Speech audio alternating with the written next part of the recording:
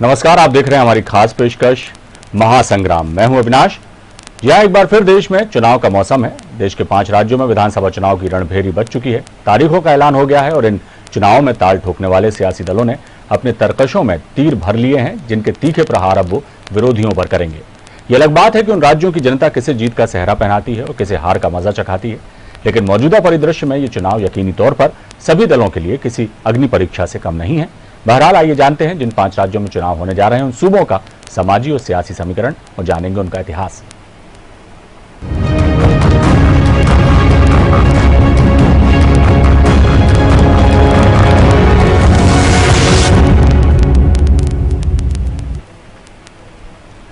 पांच राज्यों में होने जा रहे विधानसभा चुनाव का शंखनाद होते ही तमाम सियासी दलों की सक्रियता बढ़ गई है। निगाहें तो पूरे देश की खासतौर से पश्चिम बंगाल पर हैं, लेकिन अन्य 4 राज्यों में भी सियासी पारा कम चढ़ा हुआ नहीं है। इस पेशकश में हम बात करेंगे असम की और जानेंगे वहां के सियासी और समाजी समीकरण। असम विविधताओं और प्राकृतिक सौंदर्य से भरपूर राज्य। पूर्वोत्तर के इस सबसे बड़े राज्य में 2016 में बीजेपी कमल खिलाने में सफल रही थी और इस बार भी सफलता को बरकरार रखने के लिए उसकी कोशिशें कम नहीं। चुनाव की तारीखों के ऐलान के पहले ही प्रधानमंत्री नरेंद्र मोदी असम का दौरा कर चुके हैं, जहां उन्होंने असम की जनता को कई सौगातों से नवाजा। हालांकि कांग्रेस ने उनके दौरे से पहले ही नागरिकता संशोधन कानून सरीखे 24 सवाल दागे थे और राज्य में अवैध रूप से रह रहे बांग्लादेशियों को बाहर निकालने पर सरकार की कड़ी आलोचना की थी। बहरहाल इन तमाम सियासी गतिविधियों पर हम बात करेंगे, लेकिन इसके पहले हम जानते हैं असम की संस्कृति और उसके इतिहास के बारे में। असम का इतिहास। प्राचीन भारतीय ग्रंथों में इस स्थान को प्राग ज्योतिचिह्न के नाम से जाना जाता था। महाभारत के अनुसार कृष्ण के पौत्र अनिरुद्ध ने यहाँ की उषा नाम की युवती पर मोहित होकर उसका अपहरण कर लिया था। श्रीमद् भागवत महापुराण के मुताबिक उषा ने अपनी सखी चित्रलेखा द्वारा अनिरुद्ध को अपहरण करवाया। ये बात यहाँ की दंत कथाओं में भी पाई जाती है कि अनिरुद्ध पर मोहित होकर उषा ने ही उसका अपहरण कर लिया था। इस घटना को यहाँ कुमार हरण के नाम से जाना जाता है। प्राचीन असम कमरूप के रूप में जाना जाता है। ये शक्तिशाली राजवंशों का शासन था। वर्मन, शालस्त्याम्भस और कामरूप पाल पुष्यवर्मन ने वर्मन राजवंश की स्थापना की थी। भास्कर वर्मन, जो कि प्रसिद्ध वर्मन शासक थे, के शासनकाल में चीनी यात्री शुअन झांग ने क्षेत्र का दौरा किया और अपनी यात्रा दर्ज की। बाद में कमजोर विघटन के बाद कामरूप परंपरा कुछ हद तक आगे बढ़ा दी गई।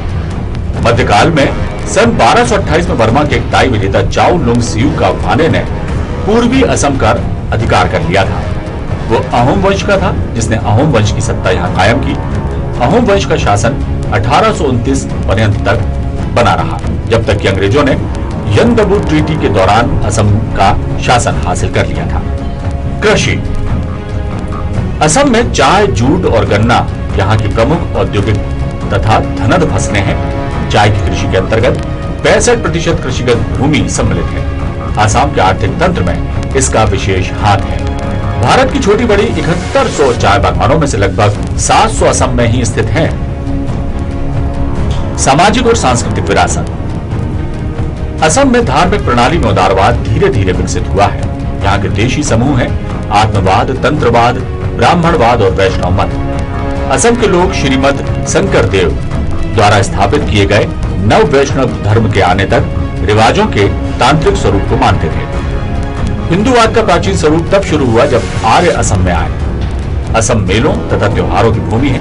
असम में मनाए जाने वाले अधिकतर त्योहारों का मूल इसके निवासियों के विविध मतों और मान्यताओं में निहित है। ये त्योहार असम के लोगों की सच्ची भावना, परंपरा और जीवन शैली को दर्शाते हैं। असम की संस्कृति यहाँ वास करने वाली सभी प्रजातियों के विभिन्न रंगों के धागों से बुनी हुई एक समृद्ध टेपेस्ट्री है। यहाँ की प्रमुख भाषा असमिया है। बिहू नृत्य आसाम की पहचान है।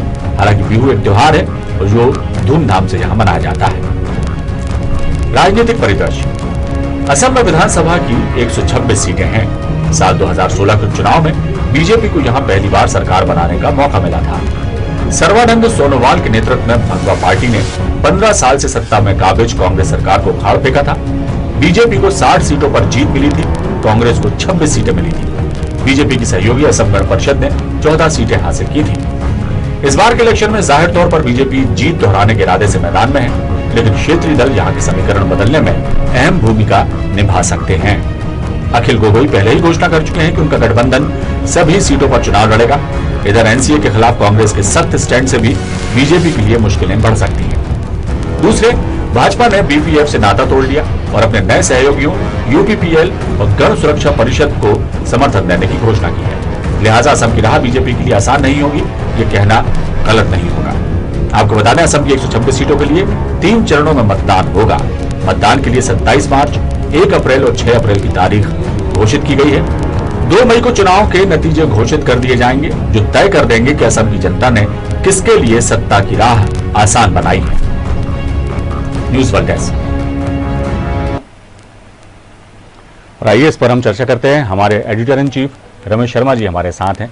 रमेश जी, असम एक ऐसा राज्य है जिसे कुदरत ने बहुत ही खूबसूरती से नवाजा है और कई संसाधन वहाँ पर जो है प्रकृति ने खुद वहाँ दिए हैं, लेकिन वहाँ की राजनीति, वहाँ की संस्कृति बहुत उसे अलग भी करती है और विशेष भी बनाती है। क्या कहेंगे? निश्चित रूप से आपने जैसा कि कहा है, असम वाकई प्राकृतिक संसाधनों से बहुत भरपूर है।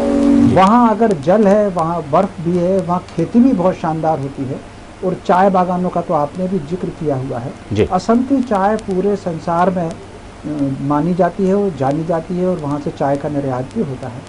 अगर हम इतिहास में भी देखें तो असम का कोई भी काल ऐसा नहीं है, प्रागैतिहासिक काल से लेकर के आज तक असम का जिक्र हमको हर पुराण में, हर स्थान में मिलता है।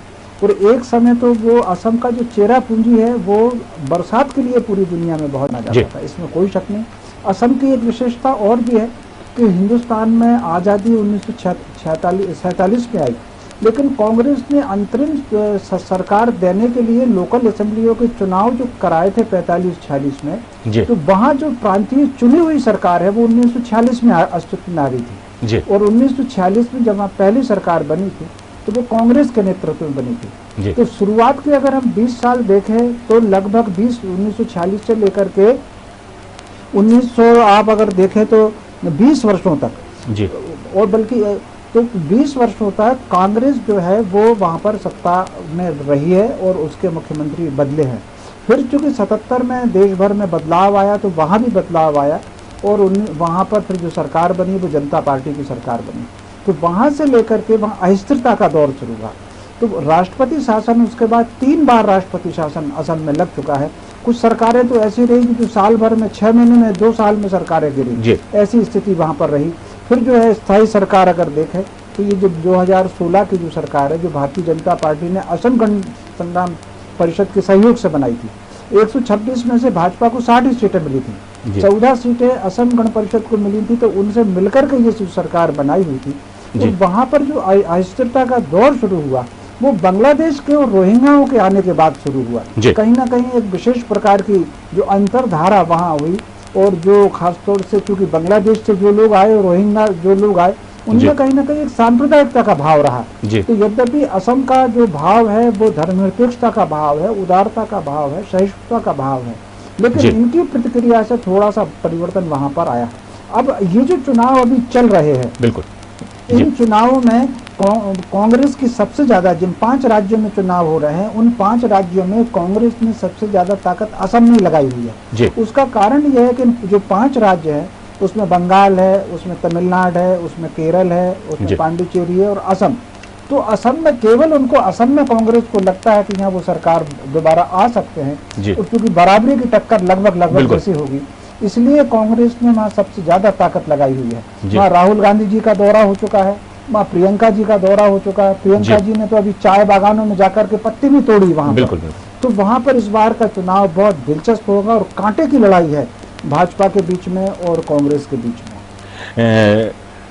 रमेश जी, एक चीज़ और मैं जानना चाहूँगा कि अभी हाल ही में जब कोरोना काल से पहले शाहीन बाग में इतना धरना प्रदर्शन हुआ तो उसमें नागरिकता को लेकर जो है कई सवाल उठे और असम को लेकर कई बात इस तरह की देखने को मिली कि वो कहीं ना कहीं तक मतलब उन चीज़ों को स्वीकारा नहीं जा सकता, लेकिन कई तरह के बयान लोगों के आए और उसको लेकर के भी जो है, जैसा आपने भी अभी जिक्र किया कि रोहिंग्याज के आने से और बांग्लादेशी का वहाँ पे शरण लेने से भी बहुत सारी वहाँ की स्थितियाँ जो हैं अलग हो गई हैं।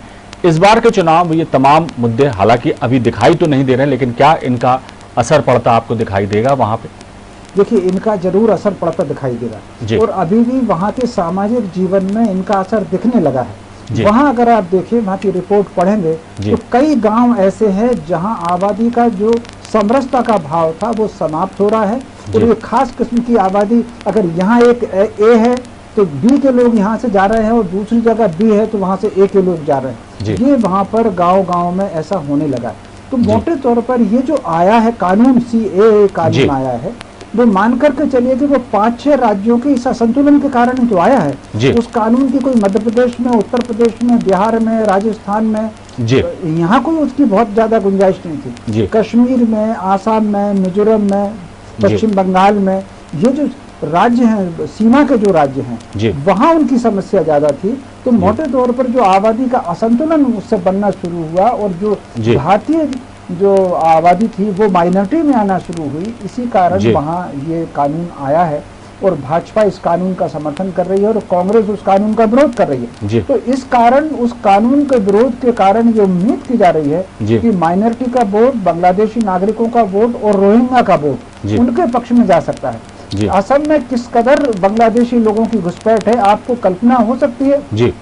कि बांग्लादेश के घुसपैठी वहां पर घुसे और उन्होंने अपने नाम जुड़वा लिए मतदाता सूची में। जी। वहां से मंत्री रहे हैं, विधायक रहे हैं, और एक सांसद भी रहे बांग्लादेश के नागरिक। जी। तो कुल मिलाकर के इन सब चीजों के लिए ही ये कानून बना है, और उस कानून का प्रभाव कहीं ना कहीं वोटिंग पर दिखेगा तो जरूर। कितनी बड़ी चुनौती मानते हैं? बीजेपी ने पिछली बार तो सत्ता वहां पर हासिल कर ली थी, लेकिन इस बार कितनी उसके सामने चुनौती है? क्या दोबारा सत्ता हासिल करने के लिए क्या कुछ उन्हें एफर्ट्स लगाने पड़ेंगे? कांग्रेस जो है नेक टू नेक वहां पर एक तरह से है, उसकी क्या स्थिति है? जो क्षेत्रीय दल है वो कितना प्रभाव डालेंगे इस बार के चुनाव में?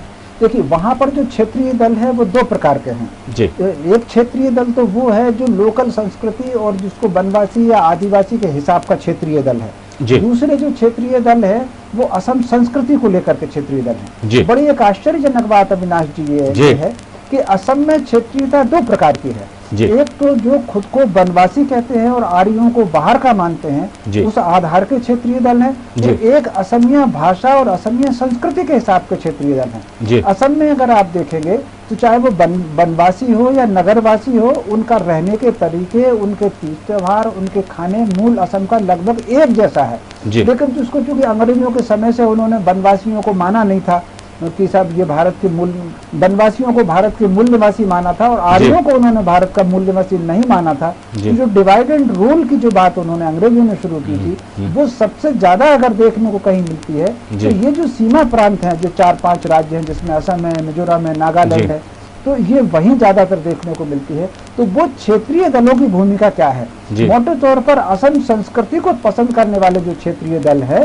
वो भाजपा के साथ जा सकते हैं, और जो वनवासी असम वनवासी क्षेत्रीय दल है वो कांग्रेस के साथ जा सकते हैं। और जो वनवासी क्षेत्रीय लोग हैं वो वनवासी ही ज्यादातर चाय बागानों में काम करते हैं। इसलिए प्रियंका जी चाय बागानों में गई और पत्ती तोड़ने का पीछे उन्होंने बाकायदा डलिया बांध करके उनके साथ 4 कदम चली और उन्होंने पत्ती तोड़ी। तो स्वाभाविक रूप से वो जो लोकल वनवासी है उसको कांग्रेस साधने की कोशिश में है, बांग्लादेशी नागरिकों को साधने की कोशिश में है, और रोहिंग्याओं को साधने की कोशिश में है। जी जी रमेश जी, एक चीज और भी है, कहा जाता है कि असम की जो संस्कृति है, वहाँ की जो भाषा है असमिया और बंगाल है, उसमें कई एक रूपता है, बहुत कुछ वहाँ की बंगाल की और असम की संस्कृति कई जगहों पर एक जैसी दिखाई पड़ती है। तो ये दोनों ही जगह चुनाव हैं, तो क्या बंगाल का असर असम पर पड़ेगा या असम का असर बंगाल पर पड़ेगा, इन दोनों ही राज्यों में? देखिए, थोड़ा बहुत असर तो असम का बंगाल में भी पड़ेगा और बंगाल का असम में भी थोड़ा बहुत असर पड़ेगा। लेकिन मोटे तौर पर अगर आप देखेंगे तो सैकड़ों सालों तक, हजारों सालों तक असम बंगाल का हिस्सा रहा है। अंग्रेज जब भारत आए थे तब भी वो बंगाल का हिस्सा था असम, और मुगलों के समय भी असम बंगाल का हिस्सा रहा। आगे चल करके आप बंगाल की एक जमाने में जो सीमा इतनी बड़ी लगती थी कि जो बिहार का हिस्सा और झारखंड का भी हिस्सा, उड़ीसा का हिस्सा भी बंगाल का हिस्सा माना जाता था। धीरे धीरे करके ये सारे टुकड़े अलग अलग किए गए, असम को फिर अलग किया गया। तो असम में और बंगाल में फर्क है। जी। कई बार चूंकि भारत विविधता वाला देश है, जी। ये माना गया है कि यहाँ पर हर 50 किलोमीटर में बोली बदल जाती है। जैसे जी। अगर हम मध्य प्रदेश में देखें जी। तो सागर में या छतरपुर में जो बोलियां हैं, जी। वो बोलियां आपको इंदौर में या मनासा में वैसी बोली नहीं मिलेगी। बिल्कुल। या मान लीजिए भिंड और मुरैना में जो अंदाज है बोलने का, जी। वो आपको जबलपुर में नहीं मिलेगा। जी। तो ठीक इस तरीके से बोली का और लिखने की शैली का जो फर्क गुवाहाटी में रहा है, जी। वो फर्क कहीं ना कहीं कलकत्ते में तो रहा ही है। जी। लेकिन मोटे तौर पर प्राचीन भारत में अगर देखेंगे जी। तो असम और बंगाल, जी। इसको हम कह सकते हैं कि समंदर की सीमा के उस तरफ वाला, समंदर की सीमा के इस तरफ वाला, जी। ब्रह्मपुत्र और गंगा सागर के उस तरफ वाला, ब्रह्मपुत्र और गंगा सागर के इस तरफ वाला। जी। तो इसके नाते कहीं ना कहीं जो अंतर आ जाता है, जी। वो अंतर दोनों संस्कृतियों में है।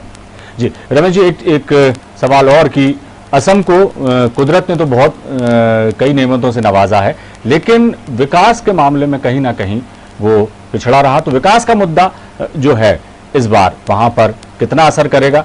और जाहिर तौर पर भारतीय जनता पार्टी है, उनका लक्ष्य भी है सबका विकास, तो वो ये मुद्दे को वहां पर भुना पाने में कितना कामयाब होंगे और विकास को लेकर वहां की जनता जो है क्या सोचती है, ये हम जानेंगे। देखिए, अब मोटे तौर पर ये तो परिणाम बताएगा, जी। लेकिन इसमें कोई शक नहीं कि भारतीय जनता पार्टी वहाँ विकास की बात कर रही है। जी। और विकास के अलावा पहली बार अभी मैंने किसी के मुंह से सुना, जो पश्चिम बंगाल के इलेक्शन में, कि यहाँ का मुख्यमंत्री बंगाली होगा। जी। वो भारतीय जनता पार्टी ने क्षेत्रीयता की बात, भाषा की बात अभी तक नहीं की थी, वो विकास जी। की बात कर रही जी। है। लेकिन दूसरी पार्टियां भाजपा को हराने के जी। लिए विकास को छोड़ करके बाकी क्षेत्रीयता की बात कर रही हैं, जाति की बात कर रही हैं, धर्म की बात कर रही जी। हैं, नागरिकता की बात कर रही जी। हैं। जबकि भाजपा अभी तक इस तरह की बात नहीं कर रही थी। तो मोटे तौर पर विकास से ध्यान हटाना और विकास पर ध्यान लाना, जी। ये तीनों राजनीतिक दलों की वहां पर कोशिश है। अब जी। परिणाम देखिए किस पर ज्यादा जोर मिलता है। कृषि प्रधान प्रदेश है असम, और अभी हाल फिलहाल में जो किसान आंदोलन हमारे यहाँ देश में चल रहा है, 3 कृषि कानूनों को लेकर जो विरोध के स्वर मुखर हो रहे हैं लगातार, इसका कितना असर पड़ेगा? क्योंकि जब सत्ता में बीजेपी आई दोबारा, उसके बाद से जो कोशिशें उन्होंने की विकास पथ पर देश को आगे बढ़ाने की, लेकिन इस बीच में शाहीन बाग का आंदोलन हो, उसके बाद किसान आंदोलन, इन्होंने बहुत कुछ जो है लोगों की मानसिकता पर असर डाला है। तो क्या लगता है आपको कि ये जो किसान आंदोलन है, इसका कुछ असर वहां पर जो दूसरे दल हैं, भारतीय जनता पार्टी के अलावा जो दल हैं, वो क्या भुना सकते हैं, या भाजपा को इससे कुछ नुकसान हो सकता है? देखिए, ये इस बात पर निर्भर करेगा कि जी। वहां पर किस दल ने इस किसान आंदोलन को या किसान कानून को किस प्रकार प्रचारित किया है। जी। अब हम दो ही देख लें। अभी पंजाब में लोकल सेल्फ के चुनाव हुए और गुजरात में हुए। जी। गुजरात में किसान आंदोलन की हवा निकल गई और बिल्कुल। भाजपा पूरी ताकत से जीती है। जी। लेकिन पंजाब में अगर देखें तो भाजपा सीटें हार गई है और वहां जी। पर कांग्रेस जीत करके आई है, क्योंकि वो किसान आंदोलन का वो समर्थन कर रही है। जी। तो मोटे तौर पर प्रचार कहां पर कौन कैसा करता है, लोगों के दिमाग में बात कैसे पठाता है, इस जी। बात पर निर्भर करेंगे परिणाम। चलिए, तो देखना होगा कि पांचों ही जो राज्य हैं, इनमें चुनाव दिलचस्प होने वाले हैं और देश की राजनीति को निश्चित तौर पर वो प्रभावित करेंगे। खासतौर से बंगाल के चुनाव जो हैं उस पर सबकी निगाहें हैं, लेकिन असम, पुडुचेरी, तमिलनाडु और केरल में भी जो चुनाव होना है, वो चुनाव भी उन्हें भी कम आकर नहीं जा सकता। ये पांचों राज्यों में चुनाव देश की दशा और दिशा तय करने वाले होंगे। क्या कहेंगे रमेश जी? निश्चित रूप से वाकई ये जो चुनाव है, ये देश की दिशा और दशा तय करेंगे। क्योंकि ये इत्तेफाक के पांचों राज्य हैं, ये ठीक है कि उनका अभी फिलहाल कोई ज्यादा असर नहीं दिखता देश की राष्ट्र की राजनीति में। लेकिन अगर आप देखें, क्योंकि ये सीमा प्रांत के राज्य है, केरल अगर देखें तो वहां से समंदर की सीमा लगती है, पांडिचेरी समंदर की सीमा से घिरा हुआ है। तमिलनाडु देखें तो वो भी समंदर की सीमा, सीधा उसका श्रीलंका से आना जाना है। और असम और बंगाल, ये तो बांग्लादेश और चीन, इन दोनों की घुसपैठ और इनके अड्डे इन राज्यों में हैं। तो स्वाभाविक रूप से ये विधानसभा के चुनाव न केवल पर इसके परिणाम वहां के सामाजिक जीवन, बल्कि वहां के राजनीतिक जीवन पर भी असर डालेंगे। चलिए, तो देखना होगा कि कितना असर डालती हैं ये तमाम चीजें चुनाव में, और कौन कितना जो है किस दम दिखाता है और जनता किसके साथ जाती है, ये आने वाला वक्त ही बताएगा। रमेश जी, बहुत बहुत शुक्रिया इस तमाम जानकारी के लिए। तो महासंग्राम की इस खास पेशकश में फिलहाल इतना ही। कल हम मिलेंगे, एक अन्य राज्य के बारे में बात करेंगे। तब तक के लिए दीजिए इजाजत। बने रहिए हमारे साथ। खबरों का सिलसिला लगातार जारी है। नमस्कार।